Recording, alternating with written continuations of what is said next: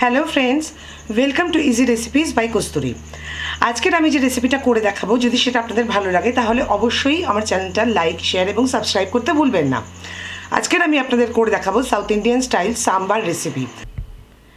সাম্বার করার জন্য আমি এখানে দেখুন ধুয়ে রেখেছি, অড়হর ডাল নিয়েছি, কারণ সাম্বারটা অড়হর ডাল দিয়েই হয়। আমি অড়হর ডালটাকে ধুয়ে রেখে দিয়েছি। এখানে আমি 3 জনের মতন তৈরি করব, তাই আমি অড়হর ডাল প্রায় 2.5 মুঠো মতন অড়হর ডাল নিয়েছি। এবার এর মধ্যে কিছু সবজি অ্যাড করব। সবজির মধ্যে এখানে আমি অ্যাড করব রাঙালু, বেগুন, কুমড়ো। দেখুন আমি সব চাকচাক করে কেটে নিয়েছি, রাঙালু, বেগুন, কুমড়ো। আর অ্যাড করব এটার মধ্যে ডাঁটা, ছাড়িয়ে রাখা, সুন্দর করে পরিষ্কার করে কেটে রাখা ডাঁটা। আর আমি অ্যাড করে দিলাম লাউ। এইবারে আমি এটার মধ্যে প্রয়োজন অনুযায়ী জল মেশাবো।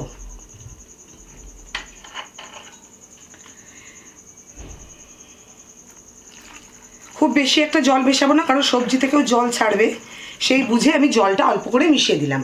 দিয়ে এবার ঢাকনাটা বন্ধ করে দিয়ে আমি এটাকে সেদ্ধ করব একটা সিটি আসা অবধি। এইবার আমি এটাকে এঁটে দিচ্ছি। এটা দিয়ে একটা সিটি আসা অবধি আমি এটাকে একদম কম আঁচে করে দিয়েছি। একটা সিটি আসা অবধি আমি অপেক্ষা করবো। একটা সিটি যেমনি পড়ে যাবে আমি এটাকে অফ করে নেবো। তার মানে আমার সবজিগুলো এমন পর্যায়ে যাবে যে একদম ঘেঁটেও যাবে না, আবার একটু গোটা গোটা মতন থাকবে। সেই পর্যায়ে অবধি আমাকে সেদ্ধ করে নিতে হবে, আর যাতে ডালটাও একই সঙ্গে সেদ্ধ হয়ে যায় সেটাও আমাকে খেয়াল রাখতে হবে। তো চলুন ফিরে আসছি একটা সিটি হওয়ার পরে। এখানে আমি তেল গরম করে নিচ্ছি, সাদা তেল। এর মধ্যে আমি ফোড়ন দেব শুকনো লঙ্কা, গোটা শুকনো লঙ্কা, গোটা সর্ষে, আর আমি ফোড়ন দেবো এটার মধ্যে কারি পাতা।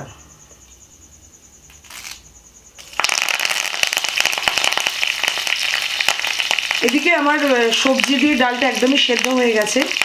এবার আমি এটার মধ্যে দেব পেঁয়াজ কুচি আর টমেটো কুচি।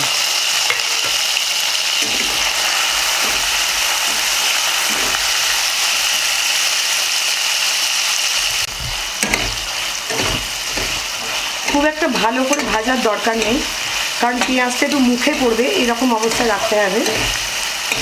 এবার আমি এর মধ্যে ঢেলে দেবো ডালটাকে।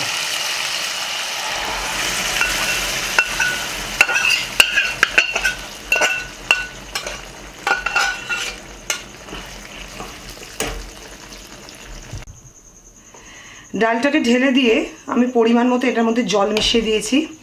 এইবার আমি মশলাগুলোকে অ্যাড করব। এটার মধ্যে দেবো আমি নুন,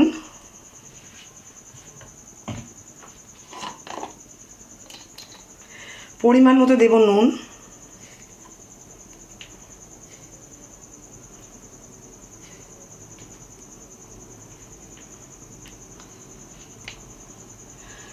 এবার দেব আমি হলুদ গুঁড়ো,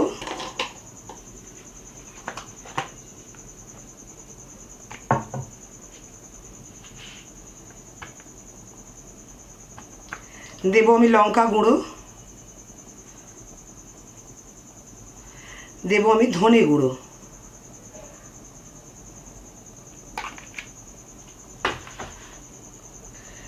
এইবারে আমি দেবো এটার মধ্যে মিষ্টি, কারণ এটার মধ্যে আমাকে তেঁতুল গোলার জল মেশাতে হবে, তাই এটার মধ্যে পর্যাপ্ত পরিমাণ মিষ্টি যাবে। আমরা তো একদম টকটা খেতে পারি না, সেই জন্য একটু মিষ্টি দিতেই হয় আমাদের।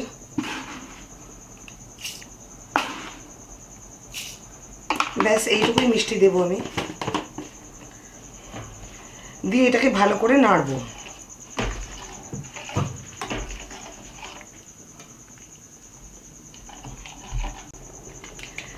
ডালটা বেশ ভালো পরিমাণে ফুটতে আরম্ভ করেছে। এবার আমি এর মধ্যে অ্যাড করব সাম্বার মশলা।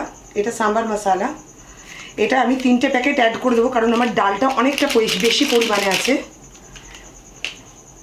এগুলো 5 টাকা করে বোধহয় প্যাকেট নেয়, আপনারা নর্মাল বাজারে কিনতে পেয়ে যাবেন। হ্যাঁ, 5 টাকা করে প্যাকেট। এগুলো 3 প্যাকেট আমাকে অ্যাড করতেই হবে, কারণ নয়তো সাম্বারের গন্ধটাও আসবে না, আর খেতেও সাম্বারের মতন লাগবে না, ভালো লাগবে না।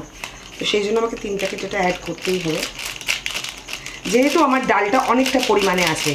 যদি আপনাদের ডাল কম পরিমাণে থাকে তাহলে অবশ্যই আপনারা কম অ্যাড করবেন, কিছু হবে না, তাতে টেস্ট ভীষণই ভালো হবে। এবারে সাম্বার মশলাটা অ্যাড করার সাথে সাথে দেখবেন একটা অদ্ভুত সুন্দর গন্ধ বেরোবে সাম্বারটা থেকে, গন্ধটা একদম চেঞ্জ হয়ে যাবে। এটাকে ফুটিয়ে ফুটিয়ে আমি আরেকটুখানি এটাকে করব, মানে গাঢ় করব, কারণ এতটা পাতলা সাম্বার আমাদের কারোর ভালো লাগে না। সবজি যেহেতু সেদ্ধ হয়ে গেছে, ডাল যেহেতু সেদ্ধ হয়ে গেছে, আপনারা দেখতে পারেন সবজিও সেদ্ধ হয়ে গেছে, ডালও সেদ্ধ হয়ে গেছে, কাজেই কোনো অসুবিধা নেই। আমি আরেকটু ফুটিয়ে ফুটিয়ে এটাকে ঘন করে নেব।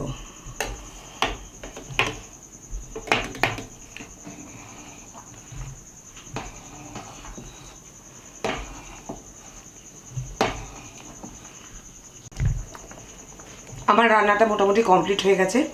সবার শেষ আমি এটার মধ্যে অ্যাড করব তেঁতুলের পাল্প। অ্যাড করে দিলাম আমি তেঁতুলের পাল্প। এবার হালকা করে ফুটিয়ে নিয়ে আমি এটাকে বন্ধ করে দেবো। আমার সাম্বার একদম রেডি হয়ে গেছে। এটা আপনারা ভাত, রুটি বা ইডলি, দোসা, উত্তাপাম, আপ্পাম কোনো কিছুর সাথে খেতে পারেন, খুবই ভালো লাগবে খেতে। আশা করছি আপনাদের এই রেসিপিটা খুব ভালো লেগেছে। আপনার বাড়িতে অবশ্যই ট্রাই করবেন এরকমভাবে, খুবই ভালো লাগবে, একদমই নিরাশ হবেন না। একদম রেস্টুরেন্টের থেকে বেটার খেতে হবে বরঞ্চ আপনার সাম্বার। অবশ্যই এটা বাড়িতে ট্রাই করবেন আর আমাকে অবশ্যই জানাবেন যে আপনাদের সবার কেমন লাগলো। আজকে পর্যন্ত এইটুকুই থাক, আবার দেখাবে অন্য কোনো দিন নতুন একটা রেসিপি নিয়ে। ততক্ষণ সবাই খুব ভালো থাকবেন। ধন্যবাদ।